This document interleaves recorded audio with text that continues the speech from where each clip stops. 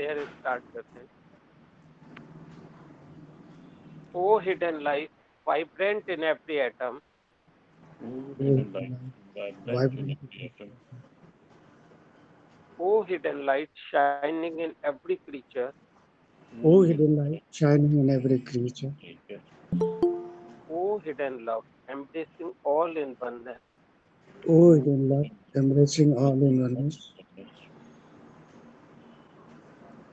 May each who feels himself as one with thee May each who feels himself as one with thee know he is also one with every other. No. know he is also one with every other. शांति शांति शांति। हम लोग 1 minute के लिए silence रखेंगे।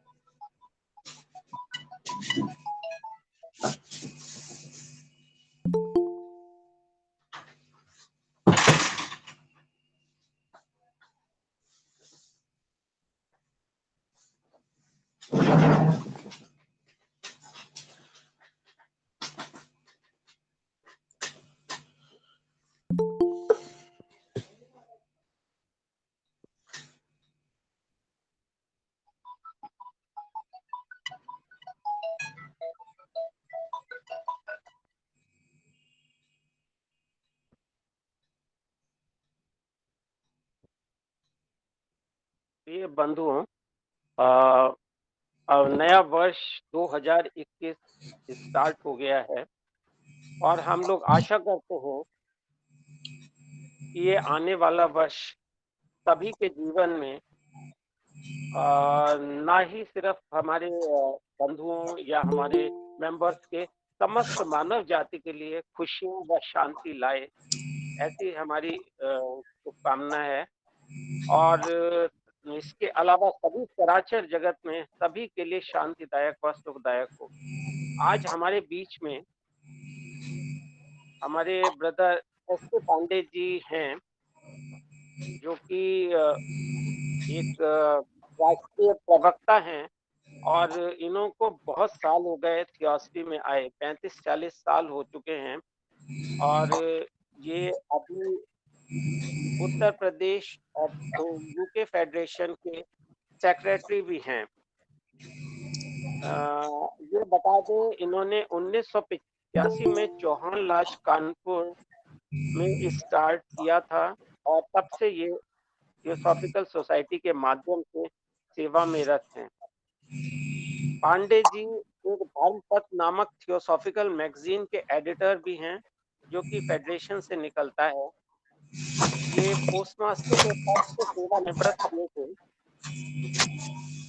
और आज का topic जो रखा है पांडे जी ने वो बहुत ही सुंदर है और वो है प्रारब्ध एवं पुरुषार्थ। तो अब ज्यादा समय न लेते हुए हम आग्रह करेंगे, पांडे जी प्लीज आइए और अपना हम लोगों को अपने विचारों से अवगत कराइए, ताकि ये आने वाला वर्ष हम सभी के लिए अच्छा प्रारब्ध लाए और सारी मानव जाति को भी इसका कुछ फायदा मिले। तो पांडे जी शुरुआत कीजिए। धन्यवाद राजीव जी। सब लोगों को, सभी हमारे भाई बहन जो आज यहाँ उपस्थित है इस मीटिंग में, सभी को प्रणाम नमस्कार।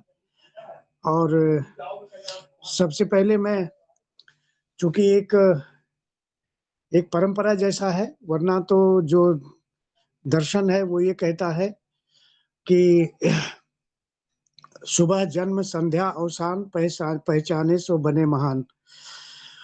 यानी कि रोज ही सवेरा होता है, रोज ही नया वर्ष होता है।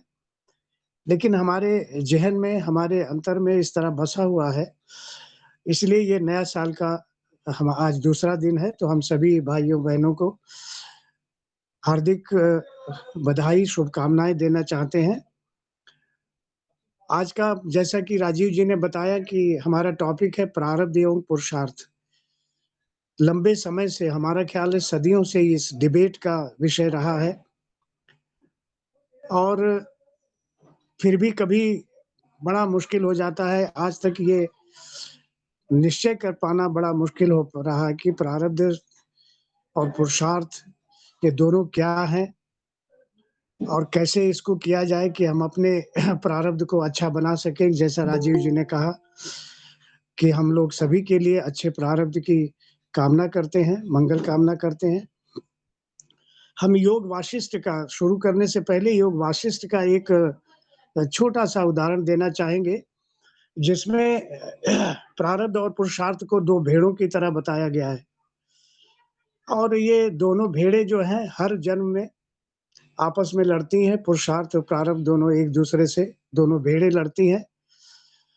और आप देखें कि जीवन के लंबे समय तक यानी कि अनेकों जन्मों तक ये प्रारब्ध की जो भेड़ है, ये बड़ी शक्तिशाली प्रतीत होती है और हमेशा पुरुषार्थ को दबा कर रखती है और प्रारब्ध ही हमारे जीवन में आता रहता है और हमारी समझ के बाहर होता है कि हम अपने प्रारब्ध को कैसे बनाएँ, कैसे अच्छा करें।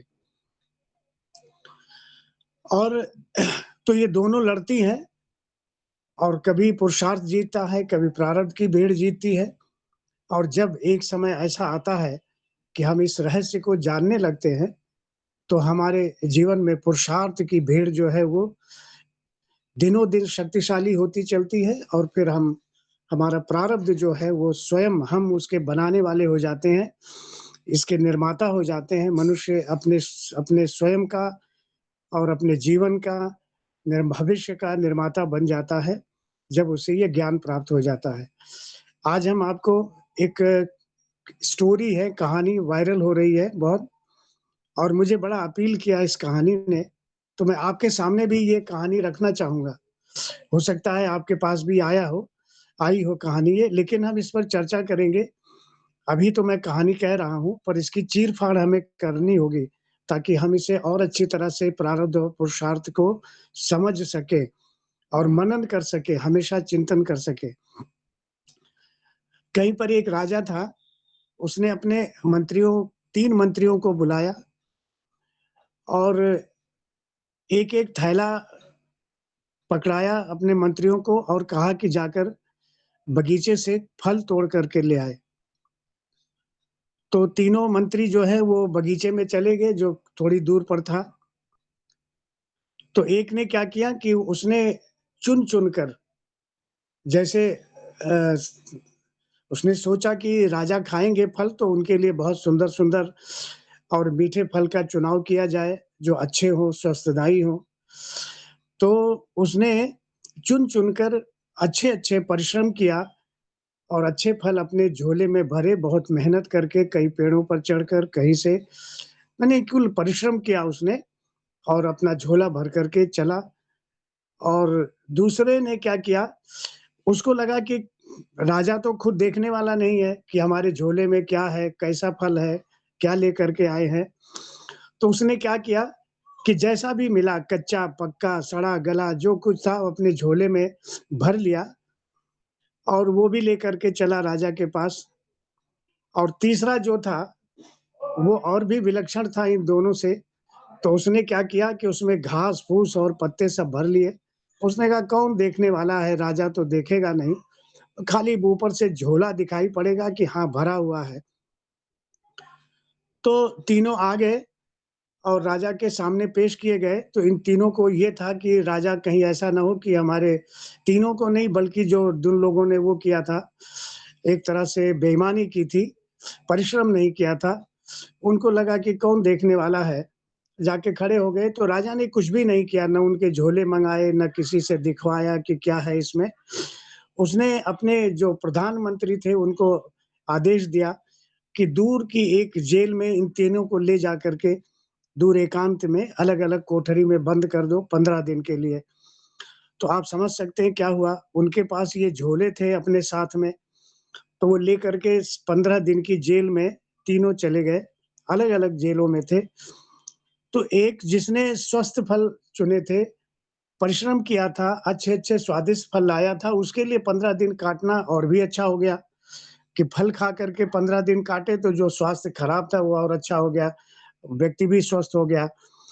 और दूसरा जिसने कि सड़े गले कच्चे-पक्के फल खाए थे, अब 15 दिन तो रहना है तो वही खाना है। तो उसको बीमार पड़ा और बहुत पीड़ा में वो उसे 15 दिन गुज़ारने पड़े। और तीसरे का हाल तो आप खुद ही समझ सकते हो कि उसका क्या हुआ। तो 15 दिन अब वो घास-फूस, पत्ते तो खा नहीं सकता था। नतीजा क्या हुआ कि वो भूख से वो जो है मर गया। तो ये तीनों की ये कथा हुई और बस इसको हमें याद रखना है और हम आगे समय मिला तो इस पर फिर चर्चा करेंगे कि आखिर ये क्या बना और ये कैसा प्रारब्ध बना। तो ये बहुत ही हमको बड़ी मार्वेलस लगी थी इसलिए हमने आपसे शेयर किया और कई बार ये पूछा जाता है कि आखिर हम करें क्या? तो किस तरह से करें कि हमारा प्रारब्ध जो है अच्छा हो जाए। लाइट ऑन द पाथ में 3 महान सत्य का ज़िक्र किया गया है। वास्तव में ये इडिल ऑफ व्हाइट लोटस में ये ज़िक्र है इसका मेबल कॉलिंस है, जो पुस्तक है बड़ी सुंदर कहानी है वो और इडिल ऑफ व्हाइट लोटस सफ़ेद श्वेत कमल की कहानी है, कथा है, जिसमें लिखा हुआ है कि प्रत्येक मनुष्य पूर्ण रूप से अपना नियम बनाने वाला है, नियमदाता है, अपने स्वयं के लिए यश और निराशा का निर्माण करने वाला है, अपने पारितोषिक और दंड का आदेश देने वाला है। यानी कि जो भी हम कर्म करते हैं, स्वयं कोई हमें दूसरा न पारितोषिक देता है, न दंड देता है, ये हम अपने आप ही ये करते हैं, ये तीसरा सत्य है। सो वास्तव में जो 3 महान सत्यों की बात की गई है, उसमें ये तीसरा सत्य है और इसी पुस्तक में कर्म के संबंध में भी कहा गया है ये समझना आवश्यक है कि वर्तमान किसी अलग काम से भविष्य मनमाने ढंग से नहीं बनता है, किंतु पूरा भविष्य वर्तमान के साथ अटूट निरंतर में होता है, चलता है, जैसे कि भूत के साथ वर्तमान। आप समझ गए होंगे कि यानी कि जो भूत है, वो हमारे भविष्य को बनाते चलता है, वैसा ही भविष्य बनता चलता है और वर्तमान बीच का एक ब्रिज है और जो दोनों के बीच में रहता है और ये समय का निर्धारण है, वर्गीकरण है, तो इस तरह से हम भूत और भविष्य में चलते रहते हैं। महात्मा के एक पत्र में लिखा हुआ है कि हम पृथ्वी पर रहते हुए अपना देवाचन और अविची स्वयं बनाते हैं। अविची बिल्कुल अकेले हो जाने की एक प्रक्रिया है, जो आगे के समय में चलती है। मृत्यु के उपरांत भी चलती है और दीक्षा के समय भी ये अविची की ऐसा प्रोसेस है आता है कि हम बिल्कुल संसार में अकेला महसूस करने लगते हैं और अधिकतर अपने बाद के दिनों में यहाँ तक कि अपने बौद्धिक और जीवंत जीवन के प्रत्येक क्षणों में भी हम देवाचन और अभिची स्वयं बनाते हैं। भौतिक मृत्यु के ठीक पहले स्वप्निल अवस्था में लंबे जीवन की सभी घटनाएँ अपने सूक्ष्मतम विवरणों के साथ एक महान व्यवस्था में हमारे सामने कुछ ही क्षणों में ला दी जाती हैं।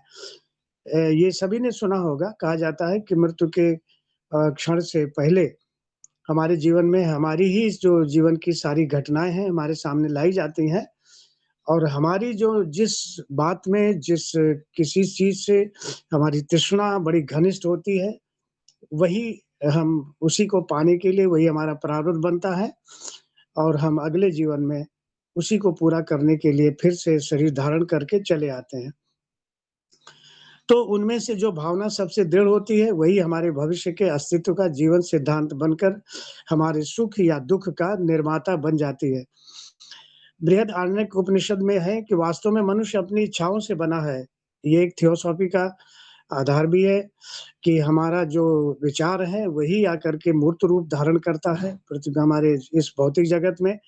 जैसी हमारी इच्छा होती है, वही जैसा हमारा विचार होता है, जैसा विचार होता है, वही कार्य करता है, वैसा ही हम कार्य करते हैं। मानव के विकास के प्रारंभिक अवस्था में कई दैवी शक्तियाँ चंद्र, सूर्य, पितृ आदि ने योगदान दिया था हमको। आप जैसा जानते हैं कि सूर्य से हमें मनुष्य शरीर मिला था और चंद्रमा से हमने ये अपना वासना शरीर यानी एस्ट्रल बॉडी प्राप्त किया था। उस समय से मनुष्य पूर्ण विकसित हुआ और अब उसको अपने आगे के स्तरों के विकास के लिए देवों की शक्तियों की सहायता की आवश्यकता नहीं रह गई और हम चूँकि अपने विचारों के मालिक बने हैं, हम स्वच्छंद हैं कि हम अच्छे विचार ले आएँ अपने मन में कि बुरे विचार लाएँ, ये हमारा ऑप्शन है और ये हमें हमारे ऊपर स्थित है कि हम किस तरीके से अपने जीवन यापन करें। ये कहा गया है कि मनुष्य एक आध्यात्मिक जीव है, नियमों से संबद्ध होकर एक जन्म से दूसरे जन्म में जाता हुआ एक तीर्थयात्री की तरह है और इस वास्तविक मनुष्य को थियोसॉफी में रीइन्कार्नेटिंग ईगो या पुनर्जन्म लेने वाला जीवात्मा कहा गया है। ये 3 तत्वों से बना आत्मा, बुद्धि और मनस, ये ऊपर के ट्रायंगल है ये। तो जो आत्मा, बुद्धि और मनस है, यही बार-बार इसको आना पड़ता है। नीचे के जो हमारे क्वाटरनरी है, जो नीचे के जो शरीर हैं, उनकी कामनाओं, इच्छाओं और उनकी बातों के पीछे हमें जन्म लेना पड़ता है। विकास की प्रक्रिया में एलिमेंटल्स, खनिज, वनस्पति और जंतु से आगे बढ़कर जब विशुद्ध जीवात्मा व्यक्तिकृत यानी कि इंडिविजुअलाइज़ होती है, तब जो पूर्व का समूह जीवात्मा होती है, ग्रुप सोल होता है, उसका एक भाग आत्मा बुद्धि से जीवंत होकर व्यक्तिकृत जीवात्मा बनता है। यानी कि हम अपनी पर्सनल सोल बना लेते हैं, जो ग्रुप सोल होती है वो खत्म हो जाती है। किंतु व्यक्तिकृत जीवात्मा बन जाने पर मनुष्य अपना स्वयं का विकास करने का अधिकारी बन जाता है। अभी जो बात कही, दैवी शक्तियाँ उसमें हस्तक्षेप नहीं करती। इस अवस्था पर मनुष्य को जो स्वतंत्र संकल्प शक्ति यानी फ्री विल प्राप्त हो जाती है, उसी से मनुष्य अपना निर्माण करने या विनाश करने के लिए स्वतंत्र हो जाता है। मनुष्य अपने स्वभाव, रुझान, रुचि, क्षमता, आकांक्षा, आचार-विचार, भावना आदि का एक समूह होता है, समुच्चय है और अपने स्वतंत्र संकल्प शक्ति द्वारा इन तमाम खंडों को बदलने की क्षमता उसके पास रहती है। भले ही वो सुषुप्त अवस्था में रहे, लेकिन उसे वो रिवाइव कर सकता है, वाइटलाइज़ कर सकता है और उसे वो बदल सकता है। महात्मा के एक पत्र में लिखा गया है कि भौतिक और मानसिक व्यक्तित्व को बनाने वाले जो वर्ग है, स्कंध के समूह है, उसे हम मनुष्य कहते हैं। इस समूह में 5 स्कंध होते हैं और जैसा कि रूप है और अमूर्त विचार है, संस्कार है, भौतिक और मानसिक प्रवृत्तियाँ हमारी तथा जो विज्ञान है मानसिक शक्ति का और उसके साथ मानसिक, भौतिक और नैतिक हमारे स्वभाव हैं, पूर्व के भी स्वभाव हैं, पहले के वो जो चले आए हैं इस जीवन में हमारे साथ में, वो भी हमारे साथ जुड़े हुए हैं। तो हम 2 और 2 जोड़ते हैं, यथा भेद दृष्टि, अलग व्यक्तित्व का भ्रम और अत्वद, आत्मा का सिद्धांत। ये दोनों चीज़ें उसमें साथ में और जुड़ जाती हैं और दोनों अधर्म की माया और व्यर्थ के अनुष्ठान एवं कर्मकांडों, प्रार्थना और सहायता के लिए आह्वान के प्रभाव में विश्वास की ओर ले जाते हैं। प्रभाव में विश्वास की ओर ले जाते हैं। तो ये जब हम इस पर ये जो भ्रम का हमारे ऊपर प्रभाव पड़ता है और आत्मा का सिद्धांत पड़ता है, तो हम इस बात के कर्म कांडों में, प्रार्थनाओं में अपने आप को फँसा लेते हैं। मनुष्य एक सोचने वाला अस्तित्व है, एंटिटी है। ये ऐसी उपाधि है जिसमें हम मनुष्य की तरह रहते हैं। ये कहा जाता है कि जैसा एक मनुष्य सोचता है, वैसा वो बनता है। जैसा एक मनुष्य बनता है, वैसा ही वो सोचता है। इस प्रकार ये सोचने और बनने की चक्रीय प्रक्रिया चलती रहती है और दूसरे प्रकार से ये कहा जा सकता है कि वो अपने कार्यों और आचरण को नियंत्रित करके अपने चरित्र को बनाता है। यहाँ पर ये महत्वपूर्ण बात है, प्रारब्ध और पुरुषार्थ के बीच में। यानी कि पुरुषार्थ जब हम अपना लगाते हैं और वो फलित होने लगता है, तो हम अपने चरित्र का निर्माण करने लगते हैं। ये विचार बृहदारण्यक उपनिषद में व्यक्त किया गया है कि जैसा ये व्यक्ति करता है, जैसा ये एक व्यक्ति बर्ताव करता है, वैसा ही वो बन जाता है। तो कहते हैं इसीलिए कि परब्रह्म पर विचार करो, यानी कि जो सूक्ष्म है, उस पर अपना विचार करो, ऐसा बृहदारण्यक उपनिषद कहता है। तो मानव मन वैश्वीय मन या महत का एक अंश है, जो यूनिवर्सल माइंड है, उसी का एक अंश हमारा मन है हमें याद है हमारे रोहित मेहता जी थे, जो मैं उनकी क्लास अटेंड करता किया था मैंने। तो मैं बहुत उस समय उतना परिपक्व नहीं, परिपक्वता तो बहुत मुश्किल है आना, लेकिन बहुत ही एक इमैच्योर अवस्था थी, खासकर थियोसॉफी के अंदर। तो वो कहते थे कि there is no individual mind, there is only universal mind. तो मेरी पकड़ से बाहर होता था कि ऐसा कैसे हो सकता है कि इंडिविजुअल मन नहीं होता है। लेकिन ये एक सत्य है और हमारे बीच में हमारे जो भाई-बंधु बैठे हुए हैं, उनमें से बहुत से लोगों ने इस बात की अनुभूति की होगी कि वास्तव में व्यक्तिगत मन जैसा कुछ भी नहीं होता, जो कुछ भी है वो वैश्विक मन है और उसी का एक अंश है जिसको हम अपना-अपना कहते रहते हैं।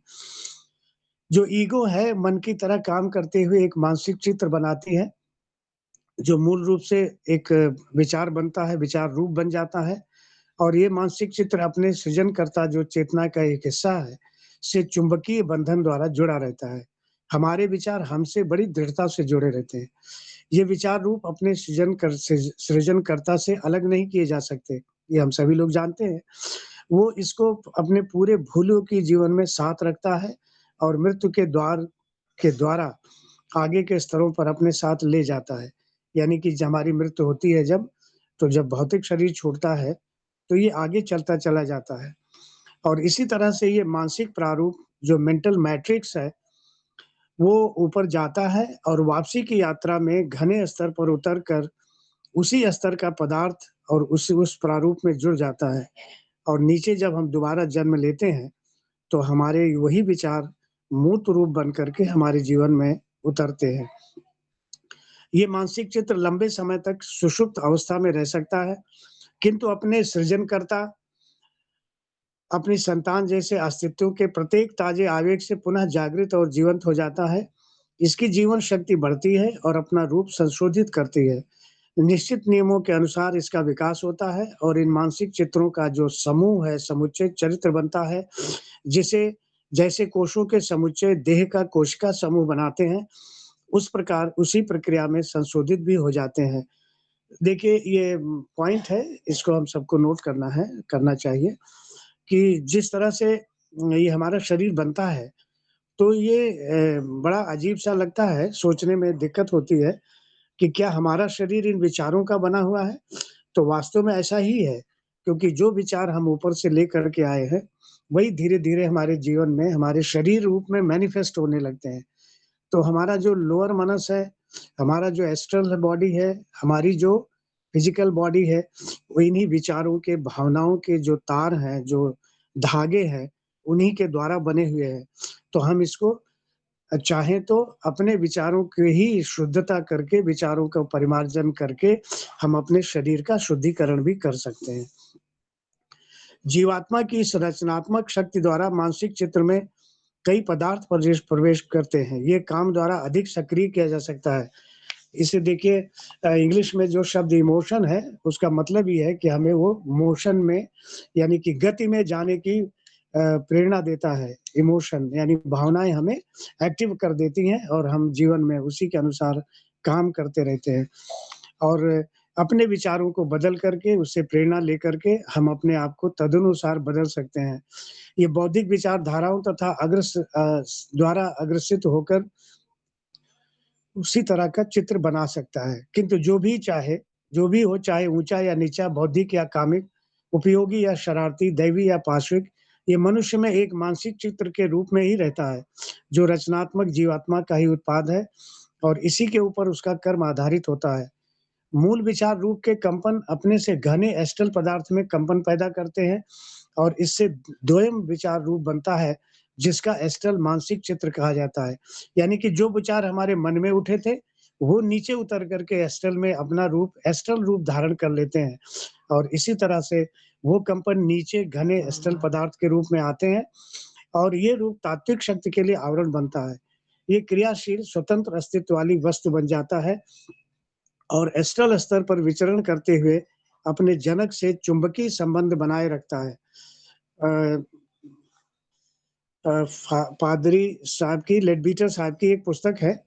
उस पुस्तक में देखें आप तो पाएँगे कि ये एस्ट्रल के जितने भी ये रूप हैं, वही हमारे अंदर ग्रंथियों के वो बनाते हैं, केंद्र बनाते हैं, इमोशंस के केंद्र बनाते हैं, घृणा के हों या द्वेष के हों, क्रोध के हों, भय के हों, तो वो एक ग्रंथि बना देते हैं, एक सेंटर बना देते हैं जो घूमता रहता है चक्रीय उसमें। और उसको जब दूसरा कंपन अपनी तरह का मिलता है तो प्रबल हो उठता है, जग जाता है। तो मूल मानसिक चित्र के कंपन नीचे के स्तर पर जाने के साथ-साथ ऊपर सूक्ष्मतर आध्यात्मिक स्तर पर भी जाते हैं और वहाँ पर आकाश में ईश्वर से निकला हुआ संसार पदार्थ होता है और वहाँ पर ब्रह्मांड में वैश्विक मन से निकले हुए अनंत विचारों का भंडार रहता है और यही हमारे कर्मों का लेखा-जोखा होता है, जो इसे आकाशीय रिकॉर्ड या एस्ट्रल रिकॉर्ड कहा जाता है।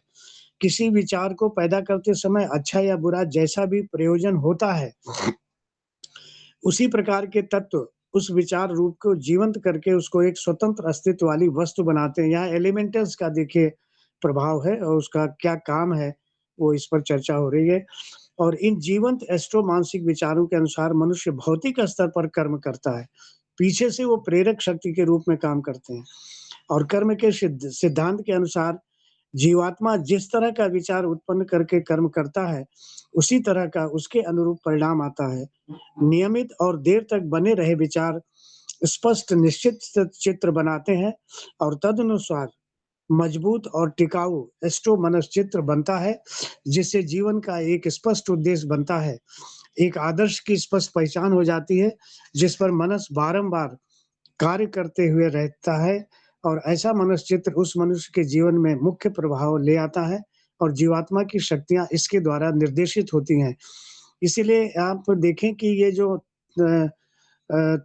थॉट जो पॉजिटिव थॉट्स के विचार बनाए जाते हैं और जिन्हें बार-बार रिपिटिशन करने की बहुत से टीचर या बहुत से गाइड सलाह देते हैं, उसका भी यही एक वो है कि हम धीरे-धीरे अपने उस पॉजिटिव थॉट का रूप बना करके मनस से उतार करके एस्ट्रल पर ले आते हैं और एस्ट्रल पर आकर के अगर उसको हम ग्रंथ के रूप में बना ले गए और चक्रीय उसमें बना ले गए, सशक्त केंद्र बना ले गए, तो वो हमारे उसके विपरीत जो नेगेटिव थॉट्स होती हैं, नेगेटिव विचार होते हैं, उनको वो निरस्त कर देती हैं, खत्म कर देती हैं।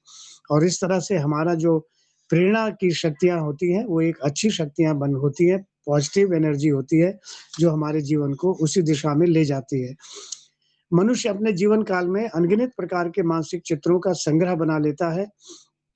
उसमें से कुछ दृढ़, स्पष्ट और बारंबार पुनरावृत्ति से अधिक मजबूत हो जाते हैं। ये सिद्धांत पुनरावृत्ति का यहाँ पर हमारे मनन करने योग्य है कि किस तरह से हमारे जीवन में ये जो प्रारब्ध की भेड़ थी, जो आगे सशक्त बन गई है, वो इसी तरह से है। दूसरे कमजोर और अस्पष्ट रहते हैं। मृत्यु के समय जीवात्मा के साथ ये सभी प्रकार के मानसिक चित्र रहते हैं और उनका चरित्र, शक्ति और निश्चितता अलग-अलग रहती है। कुछ आध्यात्मिक आकांक्षा वाले होते हैं, कुछ में सेवा करने की इच्छा रहती है, कुछ में ज्ञान प्राप्त करने की इच्छा रहती है, कुछ में उच्च जीवन की ओर जाने की प्रतिज्ञा होती है, कुछ शुद्ध बौद्धिक होते हैं, विचारों के स्पष्ट रत्न गंभीर अध्ययन के फलस्वरूप बने हुए, कुछ भावुक और कामनामय होते हैं, जिनसे प्रेम, करुणा, कोमलता, भक्ति, क्रोध, महत्वाकांक्षा निकलती है। कुछ कुछ लोगों को देखा होगा कि अधिक भोजन करते हैं, नशा करते हैं और कामुक स्वभाव के हो जाते हैं। तो ये भी हमने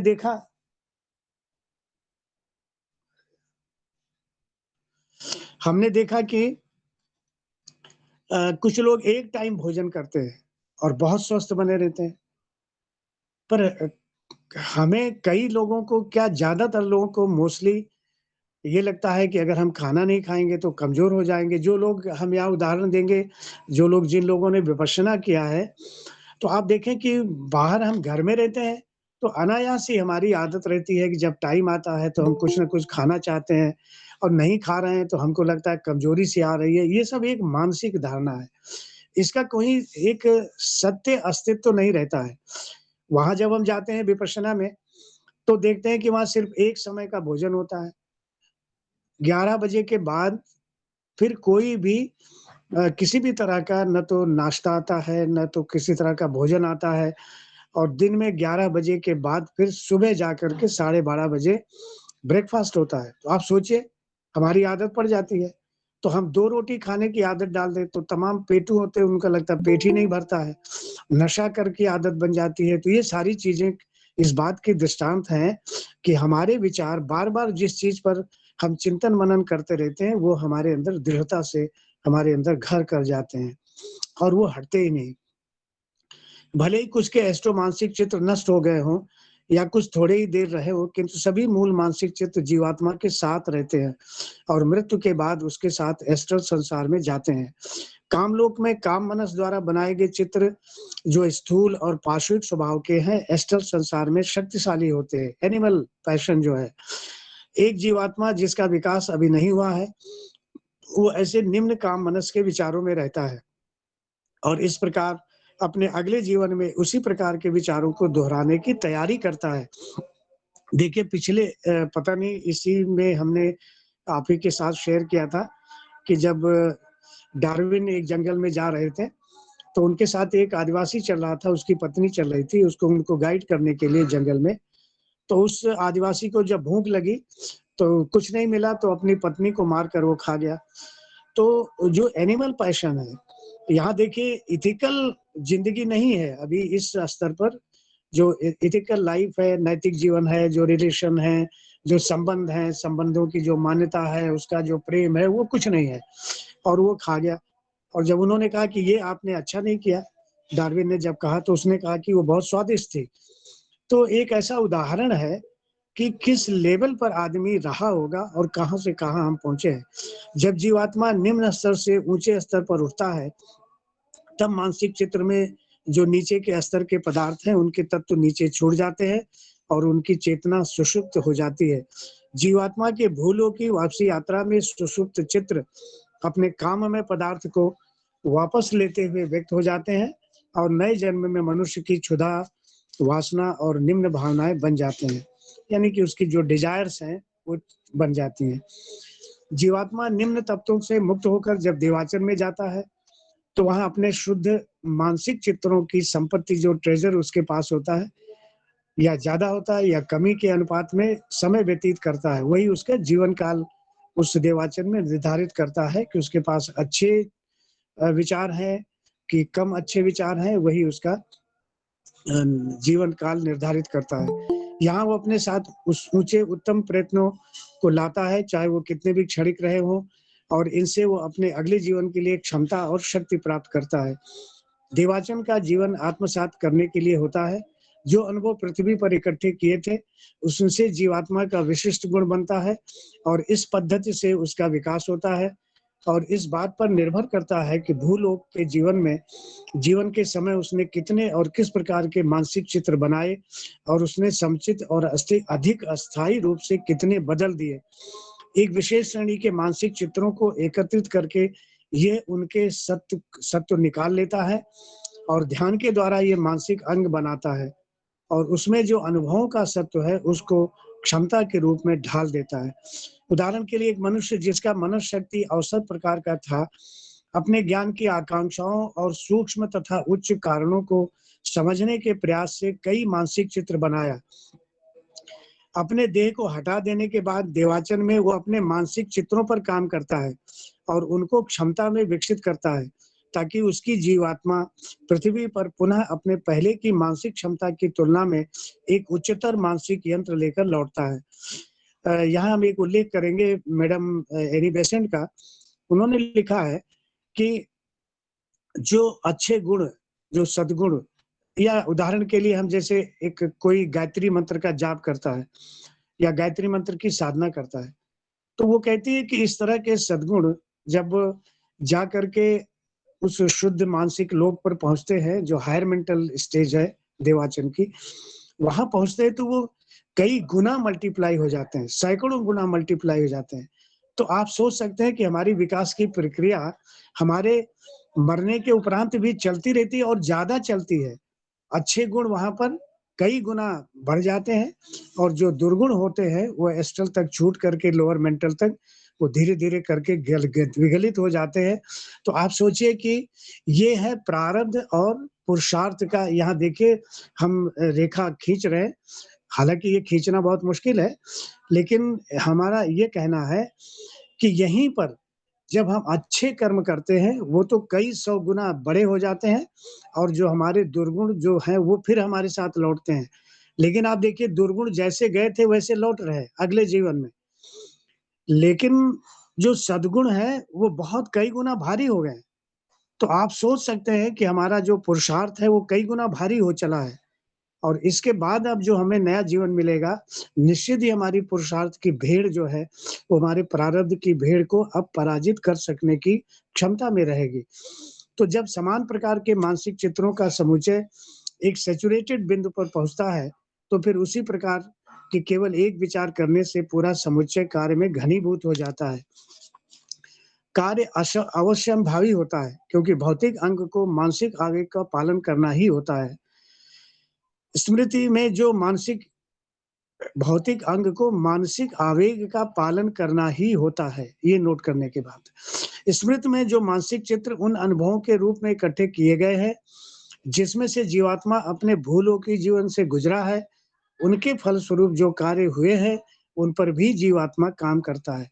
उनका अध्ययन करके, उनका ध्यान करके, उनके अंतर संबंध को देखता है, उनका मूल वैश्विक मन के कार्य के पृष्ठभूमि में देखता है। ये एथिकल पॉइंट है कि जो हमारे वैश्विक मूल हैं, जो हमारे यूनिवर्सल वैल्यूज़ हैं, उनके परिप्रेक्ष्य में हमने जो कार्य किए हैं, उनका क्या उपयोग है, उनका क्या वैल्यू है और उस धैर्यपूर्वक इस पाठ को सीखता है, अनुभव निकालता है, सुख और दुःख के पाठ को, अपरिवर्तनीय नियमों के पाठ, सफलता और असफलता, प्राप्ति और निराशा, निराधार, डर और जो आशाएँ अपूर्ण रह गई हैं, परीक्षा के समय में शक्ति का टूट जाना, अपनी अज्ञानता को ही काल्पनिक रूप से ज्ञान समझना, आभासी हार में विजय प्राप्त करना इत्यादि, ये सब कुछ जो है, उसको वो जानने लगता है, सब सीखता है, उस पर चिंतन करता है, मनन करता है और उससे उसका सार तत्व प्राप्त कर लेता है, एक ज्ञान प्राप्त कर लेता है, अनुभवजन्य ज्ञान प्राप्त करता है। इन सब के बारे में जीवात्मा जो सोचती है, वो स्वयं अपने कीमियागरी द्वारा इस अनुभवों के मिश्रण को प्रज्ञा के स्वर्ण में बदल देती है। कर्म नियम के निश्चित सिद्धांतों के अनुसार मानसिक चित्रों पर कारण के रूप में काम करते हुए उनका प्रभाव निम्न प्रकार का होता है। आकांक्षाएँ और इच्छाएँ क्षमता में बदल जाती हैं, बार-बार किए गए विचार हमारी प्रवृत्तियाँ बन जाती हैं, काम करने का संकल्प हमारा कार्य बन जाता है, अनुभव जो हमारा जीवन में आया एक्सपीरियंस है, जो हमारी प्रज्ञा बन जाती है और दुःखदायी अनुभव जो है, वो हमारी अंतःचेतना बन जाती है। तो जीवात्मा इस प्रकार देवाचर में अपने पूर्व भूलों की जीवन के मानसिक चित्रों, अनुभवों इत्यादि को विभिन्न प्रकार की क्षमताओं में परिवर्तन पूरा करके अब वो देवाचनिक कार्य के छोटे-बड़े सभी परिणामों को लेकर पुनर्जन्म के स्तर पर उतरता है। यदि नया जीवात्मा है, तो इसके आस-पास प्रारंभिक अवस्था में अनुभवों से बनी हुई क्षमताओं की कम प्राप्ति होगी। अगर ये जन्म-जन्मांतर में जैसे-जैसे क्षमताएँ हाँ, कुछ कह रहे हैं क्या? नहीं तो जन्म-जन्मांतर हेलो? हेलो? हाँ, राजीव जी कुछ कह रहे हैं क्या? बिल्कुल नहीं, आप जारी रखें, कहीं बीच में कोई डिस्टर्बेंस था शायद। हाँ। अच्छा जी। तो जन्म-जन्मांतर में जैसे-जैसे क्षमताएँ विकसित होती हैं, विकास की गति तेज होती है और सामान्य नियमों के तहत देवाचन में अपने लिए बहुत बड़ी क्षमता वो बना लेता है, जैसा अभी चर्चा किया और देवाचन से अपनी उस कॉज़ल बॉडी को लेकर निकलता है, जो पूरे मनवंतर में रहती है और बढ़ती रहती है। इसमें अधिक चमक, कई सुंदर रंग विकास की अवस्था के अनुसार दिखाई देते हैं, यानी कि जैसे-जैसे हमारे विचार सुंदर और परिमार्जित होते जाते हैं, वैसे-वैसे एस्ट्रल बॉडी जो कभी साबुन के बुलबुले के रंग में हुआ करती थी, शुरुआती दौर में जब इंडिविजुअलाइज़ हुए थे मनुष्य, उसके बाद उसमें भिन्न-भिन्न प्रकार के सुंदर चमकदार रंग आते जाते हैं। वही इसकी परिपक्वता का भी दृष्टिगोचर करता माने बताता है, दिखाता है। भूतकाल में इच्छा स्वभाव द्वारा दी गई सामग्री से बनाए गए मानसिक चित्र, जिनकी चेतना सुषुप्त हो गई थी, अब वे जीवात्मा द्वारा प्रकट कर दिए जाते हैं और एस्ट्रल स्तर से काम तत्वों को उसी प्रकार का पदार्थ उसकी ओर आकृष्ट होता है तथा नए जन्म के लिए उसकी भूख, वासना और निम्न भावनाओं का इच्छा शरीर बनता है।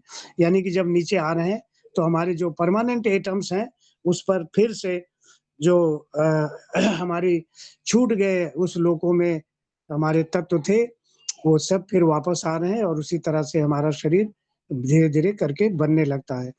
मनुष्य ने अपने लिए जो क्षमताएँ बनाई, उनके अनुसार काम करने के लिए उसकी इथरिक और भौतिक देह बनती है और उसको ऐसे वातावरण में रहना है जहाँ उसकी बाहरी परिस्थितियाँ उन क्षमताओं के अनुसार मिलती हैं। और ये लिपिका मनुष्य के स्वयं द्वारा विकसित क्षमताओं, रुझानों इत्यादि के अनुसार इथरिक साँचा उसको देते हैं, यानी कि जो हमारा जो कर्म देव हैं, कर्म के देवता के साथ जो लिपिका होती है, वो उसी जो जैसे-जैसे ये बात बहुत हमारी प्रोफ़ेसर हडसन साहब ने मिरेकल ऑफ बर्थ पुस्तक में बहुत सुंदर ढंग से लिखा हुआ है। हम लोगों को किसी को भी मिले तो पुस्तक को अध्ययन करें। तो ये जो कुछ है, बहुत सुंदर ढंग से उसमें बड़े आसान सरल भाषा में समझाया है। तो इस देह में यदि कोई कमी या क्षीणता आती है, तो वो स्वयं अपने पूर्व जन्म के असफलताओं और अवसरों की बर्बादी से बनती है। ये साँचा महाराजा जो कर्म के देवता हैं, द्वारा ऐसे देश, प्रजाति, परिवार और सामाजिक वातावरण में हमें लाया जाता है, जहाँ हम जन्म लेते हैं। ऊपर के विवरण से ये साफ है कि मनुष्य अपनी सोच द्वारा ही अपने संपूर्ण व्यक्तित्व, भौतिक, नैतिक, मानसिक को एक जन्म से दूसरे जन्म में बनाता चलता है। यहाँ तक कि उसके जीवन में जो परिस्थितियाँ, वातावरण, परिवार, समाज, देश, जाति, प्रजाति आज जो कुछ भी आते हैं, वो उसकी सोच और उसके जो जीवन जिया है, उसके परिणाम होते हैं। मनुष्य पूर्ण चेतन अवस्था में रहकर अपनी सूझबूझ से अपने कर्म और सोच की प्रवृत्ति को संशोधित कर अपने संपूर्ण व्यक्तित्व को शीघ्र बदलने की क्षमता रखता है। मनुष्य को अपने वर्तमान परिस्थितियों को या वातावरण को दोष नहीं देना चाहिए और अपने परिवार या माता-पिता को भी दोष नहीं देना चाहिए। ये हमारा चुनाव था, ये हमारी ईगो का चुनाव था। हमने परिवार चुना है, हमने माँ-बाप चुने हैं, हमने परिस्थितियाँ चुनी है, देश-काल चुना है। तो इसीलिए किसी ईश्वर या देव की प्रार्थना नहीं करनी है, किसी दैत्य या शैतान को प्रसन्न नहीं करना है। हमें केवल अपने को स्वयं के हाथों में ले लेना है, ये आवश्यक है और ये कहना है कि जो जैसा मैं चाहूँगा, वैसा मैं बन जाऊँगा। क्योंकि मैं अपना भाग्य स्वयं बनाऊँगा और अपने सितारों पर शासन करूँगा। मैं एक स्वतंत्र प्राणी हूँ और अपने नियति का निर्माता हूँ। एक बार ऐसा पुरुषार्थ हमें करना है। एक बार ऐसा मन में ठान लिया जाए और इस तथ्य को समझ लिया जाए तो आधा युद्ध जो है, जीत लिया समझ लेना चाहिए। इसलिए हमें एक योद्धा की तरह दृढ़ और बलशाली स्थिति बना लेनी होगी और डरपोक की तरह, कायर की तरह काम नहीं करना होगा, जो अपने बुरे कामों और बेवकूफ़ी की ज़िम्मेदारी अपने भाग्य, अपने वातावरण, अपने पूर्वजों और तमाम बातों पर डाल देता है, ये हमारे लिए त्रुटिपूर्ण है, गलत है। किंतु हमें केवल ऐसा निश्चय ही नहीं करना है, हमें उसी प्रकार का ज्ञान भी प्राप्त करके उसी के अनुसार चलना भी है, ताकि हम अपने मन, भावना, शब्द और कार्यों के विभागों में काम करते हुए उनको एक निश्चित दिशा के अनुसार रूप दे सकें। प्रथमतः हम अपने मन को परिमार्जित करना होगा। ये बेड़ी की तरह काम न करे कि हम उसका दास बन जाएँ। अपने संकुचित व्यक्तिगत हितों वाले विषयों से हटकर अपनी मन की संकुचितता खो देता है, इसलिए हम अपने को व्यापक आयाम में डालें, व्यापक सोच बनाएँ अपने स्वार्थपन और व्यक्तित्व की बेड़ियों से अपने को मुक्त करें। मन को वैश्विक जो यूनिवर्सल ब्रह्मांडीय इम्पर्सनल विचारों में लगाएँ और हमारा मन मस्तिष्क को अपनी उपाधि और यंत्र की तरह प्रयोग करें। हमारे मस्तिष्क में जो खाँचे हैं, ग्रे मैटर है, ये खाँचे ये स्लेटी पदार्थ उन विचारों से प्रभावित होते हैं जिन पर हम काम करते हैं। तो बिना मुक्त, गहरे और विस्तृत मन के हम सत्य को नहीं सीख सकते। ये कहा जाता है जो ये थॉट का विज्ञान है, ये कहा जाता है कि कोई इच्छा जो हमारी अगर प्रबलता से होती है, तो जब हम उस इच्छा के साथ काम करना शुरू कर देते हैं, तो हमारे इस मन को और जो जो मस्तिष्क में ग्रे मैटर है, उसको ये संदेश जाना शुरू हो जाता है कि हम वास्तव में इस इच्छा को पूरी करना चाहते हैं, तो उसके लिए वो सारे साधन अपने आप बाहर के जगत में हमारे सामने आना शुरू हो जाते हैं। इसलिए हमें अपने व्यक्तित्व या निम्न स्व के बारे में न सोचकर मानव समाज के बृहद उसके स्व के बारे में सोचना है, जो यूनिवर्सल माइंड है उसके विषय में। अहंकार जो है जो हमारा ईगो है, घमंड है, अभिमान है, स्वार्थपरता, लगभग सभी स्त्रियों और पुरुषों के चरित्र में ये एक अपवाद है, इनसे हमें बचना चाहिए। ये हमको दास बनाते हैं और इसीलिए इन्हें समाप्त कर देना ही उचित होगा। जब वैश्विक विचार मन की बेड़ियों को तोड़ देते हैं, तब निर्वैयक्तिक भावनाएँ क्षुद्र नैतिकता को तोड़ देती हैं। इसलिए हम अपनी वाणी पर विचार करें, अपने बोलने से पहले हम कहना क्या चाह रहे हैं, उस पर विचार करें। क्या हम पूरे दिन इसको देखते हैं? क्या कोई अश्लील भाषा न बोलते हों, खराब गपबाजी न करते हों? किंतु दिन में हम कितनी बार स्वयं अपने बारे में बात करते हैं, इसको भी देखना है। ये बात बहुत महत्वपूर्ण है। पुरुष और स्त्री प्रायः अपने बारे में ही बात करते हैं और अपनी आवाज़ सुनना चाहते हैं। अपनी वाणी को जीवात्मा की ओर केंद्रित करने के लिए अपने ही हृदय को भीतरी अभयारण्य में जाते हुए कुछ समयों के लिए मौन का अभ्यास करना परम आवश्यक है। यहाँ जो साइलेंस है, फिज़िकल भी, हमारे अंदर जो मन के अंदर जो उथल-पुथल है, जो चहल-पहल है, वो वहाँ भी साइलेंस लाना, मौन होना ज़रूरी है। जहाँ तक काम का प्रश्न है, हमें अपने कर्तव्यों को करना है बिना किसी परिणाम की आशा करते हुए। यद्यपि हमें वो सब कुछ मिल जाए जिसको संसार भाग्य और संपत्ति समझता है, किंतु यदि हमने अपने अंदर शांत नहीं बनाया, तो हमें प्रसन्नता नहीं प्राप्त हो सकती। शांति ऐसे मन से आती है, जो वैश्विक सिद्धांतों पर काम करता हो और शक्ति ऐसे हृदय से आती है, जो निस्वार्थ हो गया हो, जो निर्वैयक्तिक करुणामय होकर प्रेम करता है। सहायता करने का गुण ऐसी वाणी से आता है जो शुद्ध, प्रज्ञावान और पवित्र हो। एक महात्मा ने लिखा है कि ब्रह्मांड में सभी चीज़ें सूक्ष्म धागों और सहानुभूत कंपनों के तत्वों से जुड़ी हुई हैं। ऐसा भी कहा जाता है दर्शन में कि ये एक बहुत बड़े अमापनीय मकड़ी के जाले की तरह है, जो पूरा विश्व ब्रह्मांड है, वो मकड़ी के जाले की तरह है और इसमें एक छोटा भी कंपन जहाँ कहीं भी मकड़ी से होकर गुजरता है, तो वो जाना जा सकता है, मकड़ी उसको पहचान लेती है, कहीं किस जगह पर कंपन हुआ है। उसी तरह पर ये जीव समुदाय, छोटा से छोटा, बड़ा से बड़ा जो जीव है, हर कण जो है उस इस जाले पर कहीं न कहीं स्थित है और इसीलिए ज़रा भी कोई भी किसी भी जीव से कहीं से भी कोई कंपन होता है, तो वो हर एक को प्रभावित करता है। इसलिए महात्मा ने कहा कि प्रत्येक चीज़ हर एक दूसरी चीज़ को प्रभावित करती है, जो कर्म के सिद्धांत का आधार है। ये बहुत ज़रूरी है समझना कि यही कर्म का सिद्धांत है और ये निरंतरता का संबंध प्रत्येक व्यक्ति पर बड़ा उत्तरदायित्व डालता है। हम जो अच्छे और बुरे के मिश्रण हैं, ये तथ्य ही प्रत्येक दूसरी वस्तु को प्रभावित करता है। हम जो सोचते हैं, हमारा जो इरादा है, जीवन की शुद्धता या अशुद्धता पूरे पृथ्वी को हर समय प्रभावित करती रहती है। इसलिए जब भगवद गीता में कृष्ण द्वारा ये कहा जाता है कि तुम एक क्षण भी कार्य किए बिना नहीं रह सकते, तो ये केवल काल्पनिक कथन नहीं है, किंतु एक वास्तविकता है। किसी न किसी स्तर पर, भौतिक या सूक्ष्म स्तर पर कहीं न कहीं हम काम कर रहे होते हैं। कृष्णमूर्ति का कथन है कि जीवन के संबंध है कि हर सभी समय हम न केवल मनुष्यों से संबद्ध है, किंतु जंतुओं, पौधों और प्रत्येक चीज़ से भी हम संबंधित हैं। इसलिए अदृश्य तत्व, पृथ्वी, वायु, देवों और उच्च लोकों के प्राणियों से भी हम संबंधित हैं। हम छोटे से छोटे जीव और चीज़ें जैसे चींटी, एक पत्ती का बनना, नदी का बहना आदि से हम सीखा जा सकता है। यदि हम उस पर ध्यान दें, तो हम पाएँगे कि हम उनसे कुछ न कुछ सीखने के लिए कुछ न कुछ सीखते रहते हैं। बुद्ध ने कहा था कि ये सब कुछ समझना जब हम प्रारंभ करते हैं, तो फिर हमें विनम्र होने से कोई रोक नहीं सकता, हमें परिमार्जित होने से कोई रोक नहीं सकता।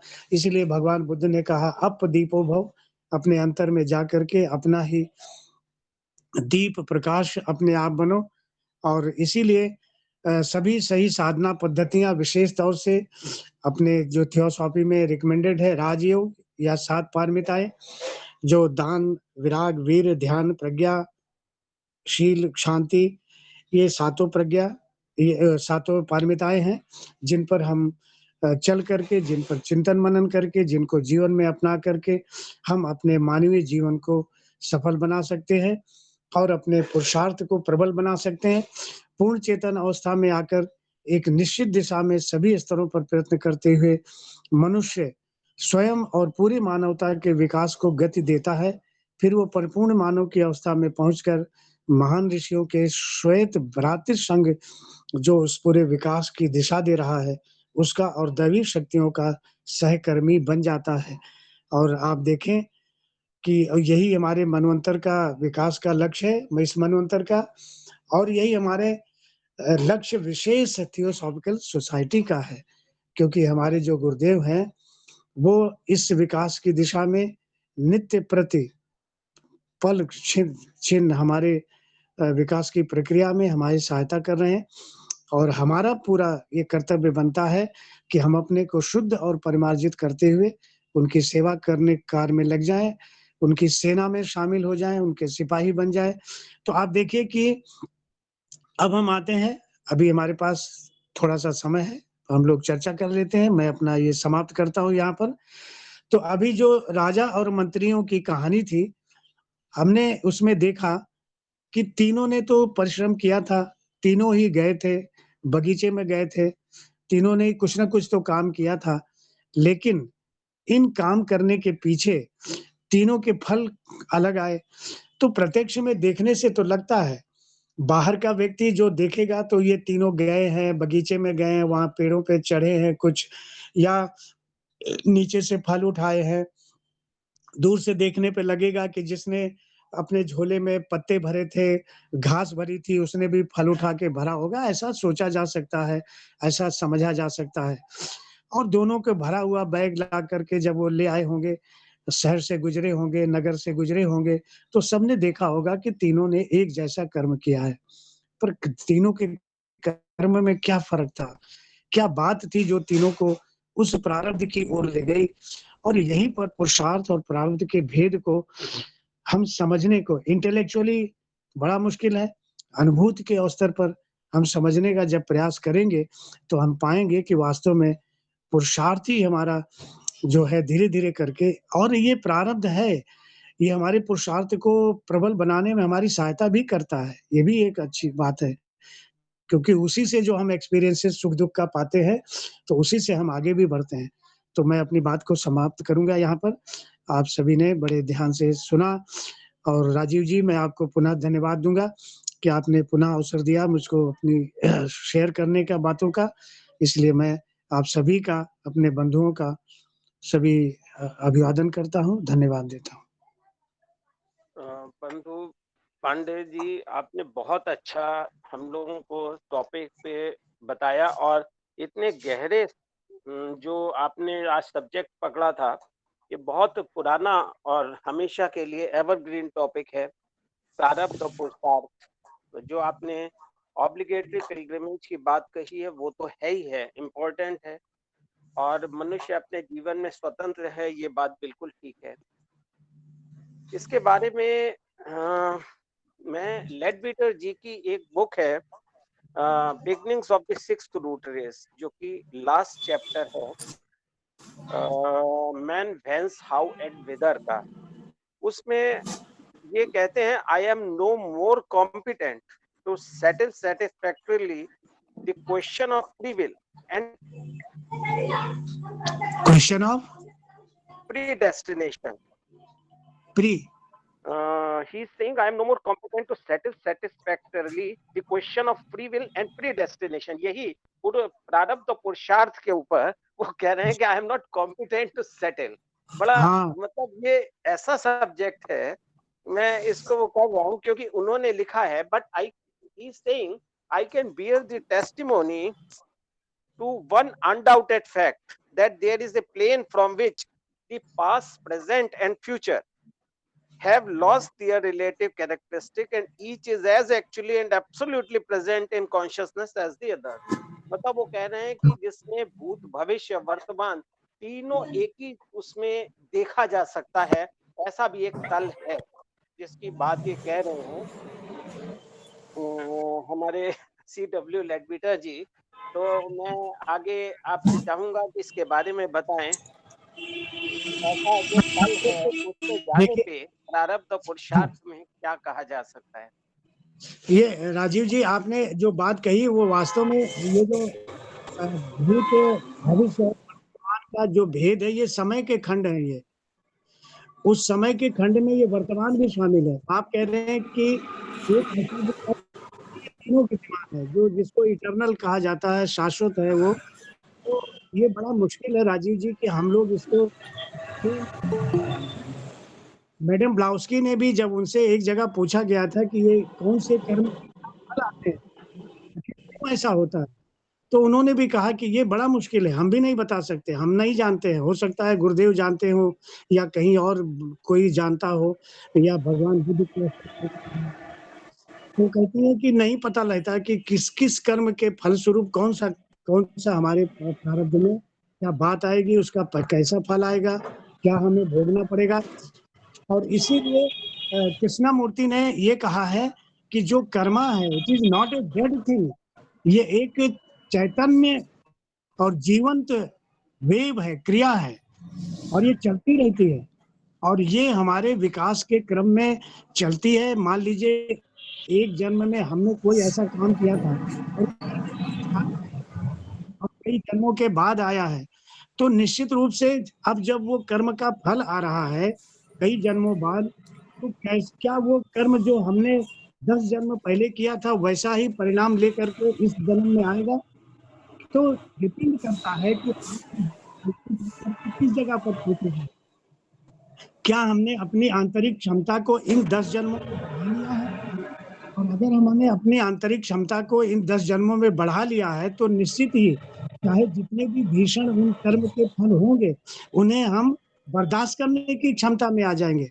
उतना विलाप नहीं करेंगे, उतना रुदन नहीं करेंगे या फिर से प्रतिक्रिया करके दूसरा कर्म निर्माण नहीं करेंगे। तो ये बहुत सारी बातें हैं जो बड़ी जुड़ी हैं और जो सिर्फ़ अनुभूति का विषय है ये। इसलिए आपने ये कहा कि ये जो तीनों बातें हैं, ये समय खंड की बातें हैं, भूत, भविष्य, वर्तमान। तो इसीलिए ये वर्गीकरण इसका कर सकते हैं, समय का कर सकते हैं। पर जो इटर्नल है, वो समयातीत है, उसका वर्गीकरण नहीं हो सकता, वहाँ सब कुछ विद्यमान है। और ना उसे शब्दों में व्यक्त किया जा सकता है, ना उसे हम समझा सकते, ना आप समझा सकते, कोई भी नहीं समझा सकता। कोई भी नहीं समझा जैसे भी उसे समझाने का प्रयास करेगा, वैसे ही वो भौतिक जो भौतिक वाणी में आते-आते उसके सारे हमारे ग्रहण करने के, आपके ग्रहण करने के, दूसरे के ग्रहण करने की जो समझ है अलग-अलग, वो समझ के अनुसार ही उनके अर्थ अलग-अलग हो जाएँगे। धन्यवाद जी। ये बहुत अच्छा। शिखर जी आप बताइए कुछ। हेलो, शिखर? शिखर शिखर है जी ना? हैं क्या? शिखर जी कहाँ हैं? अभी थोड़ी देर पहले थे शिखर जी, है नहीं? अच्छा। हाँ, यस सर, मैं बिल्कुल सुन रहा हूँ। ठीक है। नमस्कार। शिखर जी नमस्कार, नमस्कार। जी, जी, जी, जी। हैप्पी अभी शिखर थोड़ी सर देर पहले आपको। मेरे हाँ, शिखर और जी आप कुछ बताएँ इस पर भाई? अरे नहीं सर, आपने जो बोला है उसके आगे क्या अरे मतलब भाई, ये सब ना कहो शिखर। हाँ, बताइए, बताइए। कुछ तो अपनी ऐड तो करो कुछ भाई, बिना उसके पूरा कैसे होगा ये?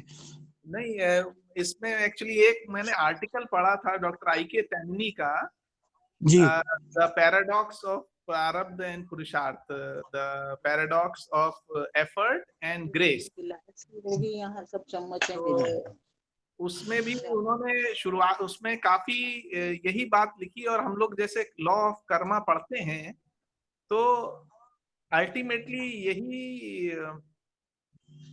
यही समझ में आता है कि कहीं ना कहीं जो भी कुछ हो रहा है वो हमारे ही द्वारा उसका बीज पैदा किया गया था, और जिसे हम अनएक्सपेक्टेड ग्रेस मान लेते हैं कि भाई कृपा हमारे ऊपर आ गई या किसी के ऊपर आ गई, वो उसका कुछ लाभ हो गया, वो भी एक्चुअली अगर डीप में देखें तो किसी ना किसी कर्म के कारण ही पास्ट में वो हमारे सामने रिजल्ट आता है। तो एक उसमें उन्होंने बेसिकली बताया था कि पुरुषार्थ ही हमारी मतलब हर तरीके से देखें तो पुरुषार्थ ही पे हमें ज्यादा जोर देना है, लेकिन यहाँ प्रारब्ध और पुरुषार्थ में एक उसमें भी एक जगह पढ़ा था कि प्रारब्ध भी अलग अलग तरीके का होता है, दृढ़ प्रारब्ध, अदृढ़ प्रारब्ध और दृढ़ हाँ, प्रारब्ध। उसके कैटेगरी विभाजन है उसके, ठीक है। हाँ जी जी। तो उसमें जो बहुत ही अदृढ़ प्रारब्ध है, मतलब बहुत स्ट्रिक्ट नहीं है, तो वो हमारे प्रेजेंट पुरुषार्थ से चेंज हो सकता है। लेकिन जो दृढ़ प्रारब्ध है वो बेसिकली एक एनर्जी आ रही है पास्ट से, जिसको हम वर्तमान में अगर उतनी ही एनर्जी के साथ कुछ दूसरी दिशा दे सकें तो ठीक है, नहीं तो वो तो हमें फेस करना ही पड़ेगा। मेरे ख्याल से आपने तो पूरा एक्सप्लेन कर ही दिया है, तो उसके बाद मुझे और कुछ जी जी जी जी हाँ, जो आपने बात उठाई शिखर जी, ये एक जो अदृढ़ है उसको अस्थाई है, जिसको एक पानी पर लकीर खींचने जैसा है। हाँ और जी दूसरा एक प्रारब्ध है जो बालू पर लकीर खींचने जैसा है, तो जो थोड़ी देर रहता है, हवा चलती है, मिट जाता है। और तीसरा जो दृढ़ है वो पत्थर पर लकीर खींचने जैसा है, जिसको मिटाने में बहुत टाइम लगता है। तो ये बात अपने थियोसॉफिकल लिटरेचर में भी है, और हम लोग भी उसको समझ सकते हैं कि वास्तव में जो ये प्रारब्ध का खेल है, जो हम प्रारब्ध माने जो इस जीवन में जो कर्म का भोग लेकर के आए हैं, उसका नाम प्रारब्ध है। प्रारब्ध है। जो संचित कर्म है वो तो अभी भी है, मतलब उसमें से थोड़ा सा पोर्शन जो आया है भोगने के लिए, हाँ वो प्रारब्ध का है। और दूसरा है संचित कर्म, जिसको कि आगे बनना है, जो प्रतिक्रिया स्वरूप बनता है। तो प्रारब्ध का एक ये भी है कि हम प्रारब्ध को बदल तो नहीं सकते, क्योंकि इस जन्म में हमारे शरीर, हमारे कामनाएं, भावनाएं सब उसी प्रकार से हमारे साथ आई हैं। लेकिन उनको भोगने का जो तरीका है, जो अंतः मन में अगर हमारा शक्ति, भीतर की शक्ति बलवान हो, जो मतलब प्रबल है, वो अंतर्मन प्रबल है, तो हम उसको तिनके की तरह उड़ा सकते हैं, बस इतना कर सकते हैं। चोट भले ही बहुत लगी हो, लेकिन हमने उसको कितना महसूस किया, ये डिपेंड करता है। तो ये सारा खेल है उसका, कि हम एक तरफ अपने अंतर शक्ति को बढ़ाते चलते हैं, तो जो प्रारब्ध का भोग है वो हमारे लिए एकदम खेल की तरह होना चल लगता है। उस पर हम मुस्कुरा के आगे जा सकते हैं, प्रतिक्रिया न करके हम उसको अपने एक सीधे कर्म के साथ बढ़ सकते हैं। और जैसे ही प्रतिक्रिया बंद होती है, वैसे ही अगला जो संचित कर्म का निर्माण है वो बंद हो जाता है। बंधु, आप धन्यवाद। लोगों ने बहुत अच्छा एक्सप्लेन किया। आप किसी बंधु ने किसी कोई क्वेश्चन करना है या कोई ऐड करना है तो बताएं प्लीज, कोई भी। ब्रदर, आप जो टेक्स्ट जो पढ़ रहे थे, वो कहीं पे अवेलेबल है, उसे पढ़ा जा सकता है? हाँ हाँ हाँ, ये हाँ, तो क्यों क्या नाम है, क्यों मैं नहीं? पढ़ रहा हूँ, बुक है the beginnings of the sixth root race. ये लास्ट चैप्टर है C.W. लेडबीटर की बुक का। ये इसका हिंदी ये रूपांतरण है जो आप पढ़ रहे थे? नहीं नहीं नहीं, मैं तो इंग्लिश मैं में पढ़ आप रहा मुझसे था, इंग्लिश के ही वर्ड्स पढ़े नहीं थे। नहीं नहीं नहीं नहीं, आप मुझसे अच्छा, पूछ रहे। हाँ जी जी ये जी जी, पांडे जी से पूछ हाँ रहे हैं जी ना? जी जी जी। पांडे जी से, अच्छा, ठीक हाँ है। हाँ।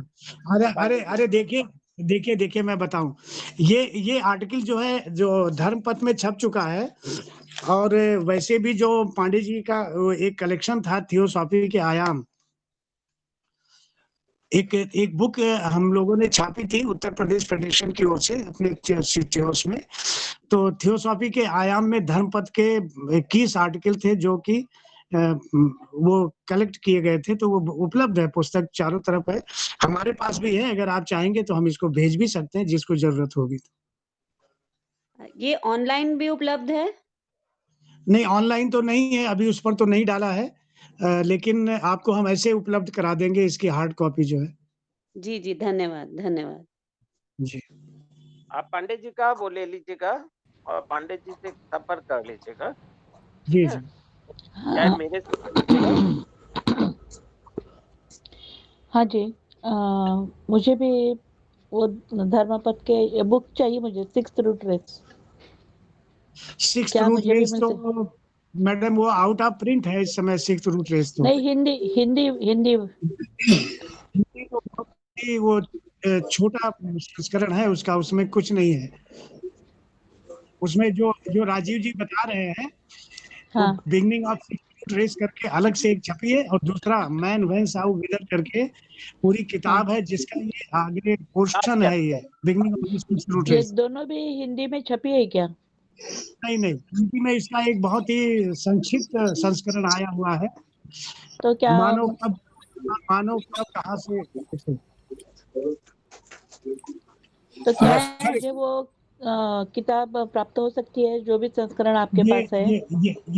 ये इंडियन सेक्शन से प्राप्त हो जाएगी, हमारे पास तो नहीं है मैडम, लेकिन इंडियन सेक्शन जी। मेरे पास पांडे जी इसकी मैं भी कुछ इसकी कॉपी है। कहना चाहती हूँ। हाँ जी, हाँ हाँ जी पांडे जी मेरे- मैं भी कुछ कहना चाहती हूँ। जी बताइए। हाँ, बहुत अच्छा आपका व्याख्यान था। और जी मैडम। जो शिखर जी ने आई.के. तैमनी के आर्टिकल की बात की, जी ग्रेस एंड सेल्फ रिलायंस, अनुग्रह और पुरुषार्थ, जी उसी के जी संदर्भ में शिखर जी ने बहुत क्लियर करा। लेकिन मैं एक बात कहना चाहती हूँ कि उन्होंने अपने इस आर्टिकल में लिखा था कि जब बिजली चमकती है तो हमको लगता है कि अनायास ये बिजली चमकी और कोई एक नेचर की तरंग है, लेकिन एक्चुअली वो एक्यूमुलेटेड जो है वो एनर्जी है, और जब वो अपने ऑप्टिमम पॉइंट पे पहुंच जाती है तब वो बिजली चमकती है। इसी तरह बिल्कुल जो हमारे कर्म है, जो सदकर्म है, जब वो ऑप्टिमम पॉइंट तक पहुंच जाते हैं तो ये जो जी कॉस्मिक मैनेजमेंट है, कॉस्मिक मैनेजमेंट के अकॉर्डिंग हमको उस कर्म का फल मिलता है। लेकिन भला फिर वो आता है कहते हैं कि ईश्वर जो है वो यांत्रिकी नियमों के तहत नहीं चलता, वो ईश्वर जो है मैकेनिकल ढंग से नहीं चलता। हमारे कर्म कब उसे शिथिल करने हैं, ही नोज वेरी वेल, कि हमारे कौन से सद्गुण जो एक्यूमुलेट हो गए हैं, और उस एक्यूमुलेटेड सद्गुण का कौन सा पॉजिटिव प्रभाव जो है वो इफेक्ट देना है, ये ईश्वर जानता है। इसलिए कॉज एंड इफेक्ट की थ्योरी होने के बावजूद भी हमारे सद्गुण जो एक्यूमुलेट होते हैं, तो ईश्वर हमको किस योजना में कब लगाना चाहता है, ये ईश्वर की मर्जी है। तो ये बात उन्होंने आई.के. तैमनी ने self and grace and self reliance में ये बात बहुत स्पष्ट रूप से कही। जी बस जी। यही हाँ जी। कहना चाहती थी। हाँ, नहीं नहीं, बहुत अच्छा आपने कहा, क्योंकि ये बात आप जो ईश्वर का प्रयोग मतलब अपने उसमें किया, तो वो आप लोगों से भी जोड़ सकती हैं, गुरुदेवों से जोड़ सकती हैं, कि जब आपके सद्गुण इतने ज्यादा एक्यूमुलेट हो गए, तो एकदम से ऊपर जो आपके बैठे हुए हैं, जो आपके एल्डर ब्रदर्स हैं, उनमें से आपको कब किस तरह से प्रयोग कर ले, वो बस कैसा काम आप, वो जो ये चीज बिल्कुल हमारे। बिल्कुल ये बात उन्होंने अपने आर्टिकल में कही है कि हाँ हमें लगता बिल्कुल। है कि अचानक हमको जो है वो उनका अनुग्रह मिल गया, लेकिन अचानक नहीं अनुग्रह नहीं मिला, वो नहीं हमारे ही एक्यूमुलेटेड सद्गुण थे। हाँ, मैडम ब्लाउस्की ने साफ साफ कहा है कि ग्रेस नाम की कोई चीज नहीं होती है, आपको कोई सहजता से ये सब कुछ नहीं मिलता है, कि बिल्कुल कोई चाहे उसने कुछ कर्म नहीं किए उसको ग्रेस मिल जाए, तो ऐसा कुछ नहीं होता है। वो कहती हैं आपने तैयारी की है इन सब चीजों की अनेक जन्मों में, और अब वो और वे अचानक आए, तो आपको नहीं मालूम है कि पीछे आपने ये सब किए हैं, इस पर एफर्ट किए हैं, तो अब वो हमारे सामने। जैसे एक उदाहरण दूं मैं आपको, मैं अपनी ही बात कर रहा हूँ कि एक बार मेरी एक शर्ट या पैंट थी, वो कहीं प्रेस व्रेस होकर के अंदर पड़ी थी, उसको निकाला, पहना, तो देखा उसमें 500 रुपए की नोट मिल गई। तो लगा कि जैसे ये एक अचानक से कोई वो आ गया कि रुपया मिल गया, ये बड़ा वो पड़ा हुआ गया हुआ धन था, लेकिन ऐसा तो नहीं है, वो कहीं से आया है, वो था तो आपका ही, कर्म तो आपके ही थे, तो वो लौट करके आए हैं, हमें मालूम नहीं है कि वो किस जन्म के हैं, कहाँ से हैं, कैसे हैं, तो हम उसे ग्रेस भी कह सकते हैं, तो जो भी कहे उसको। हाँ, एक आई.के. तैमनी ने, यदि आपकी परमिशन हो तो एक बात कहूं मैं। आई.के. जी तैमनी ने ये कहा है कि अपने को निश्शेष करना, अपने को वैक्यूम करना ज्यादा डिफिकल्ट है। अब जी बनिस्पत उन्होंने कहा आज इतना विज्ञान विकसित हो गया है, लेकिन एक रूम को जो है वो एयरलेस करना, वायु से निश्शेष करना ज्यादा कठिन है बनिस्पत उसमें वायु भरना। तो जब हम अपने को निश्शेष कर देते हैं, टोटल सरेंडर कर देते हैं कि हम कर्म कर रहे हैं, अब ये उसका अनुग्रह है, उसकी कृपा है, हमारे जो सद्गुण है वो उसको कैसे उसका प्रभाव देगा। तो ये जी बात जी। भी आई.के. तैमनी ने कही है। तो बस इतना ही बहुत मैं अच्छा। जोड़ना चाहती थी। आप नहीं, क्योंकि बहुत उनका सुंदर, आर्टिकल बहुत मैंने सुंदर। ट्रांसलेट किया था हिंदी में, और जी ये अध्यात्म ज्योति में निकला था, तो जी मुझे सुषमा याद आया तो मैंने उसमें जोड़ना चाहा। जी, ये बहुत अच्छा, धन्यवाद। बहुत अच्छा सुषमा जी, बहुत अच्छा, धन्यवाद सुषमा। हाँ राजीव पंडित पंडित जी, जी सर। ये जो beginnings of the sixth root race और मैन वेंस इन वेदर की मेरे पास ई कॉपी पड़ी है। ई कॉपी मैं इसमें भेज सकता हूँ किसी को अगर चाहिए तो, अगर मेरा मेल एड्रेस या व्हाट्सएप के अंदर भेज सकता हूँ। हाँ तो राजीव जी, वो मैडम जो कह रही थी वो आप उनसे भिजवा दीजिए। हाँ, जो मैडम अपना अभी अपना अपना व्हाट्सएप नंबर मुझे भेज दीजिए, मैं भेज दूंगा सबको। कर्नल साहब, हाँ जी सर। अच्छा अच्छा, तो कोई मैडम कह रही थी हमें एक को, तो आप राजीव जी बता दीजिए कर्नल साहब को। हाँ ठीक है। अभी तो मैडम शायद है कि नहीं लाइन पे। एनीवे आप हमको सॉफ्ट कॉपी भेज दीजिएगा, मैं उसको इसकी तो beginning of the sixth root race और उसकी आप भेज रहे हैं ना, ठीक है। आगे दोनों में दोनों भेज देंगे। ठीक है। हेलो, जी और किसी ने ऐड करना है कुछ क्वेश्चन या किसी को ऐड करना हो तो करें। ये बहुत अच्छा टॉपिक है, अगर इसमें किसी को है, नहीं तो फिर हम लोग क्लोजिंग की तरफ बढ़ाएं। जी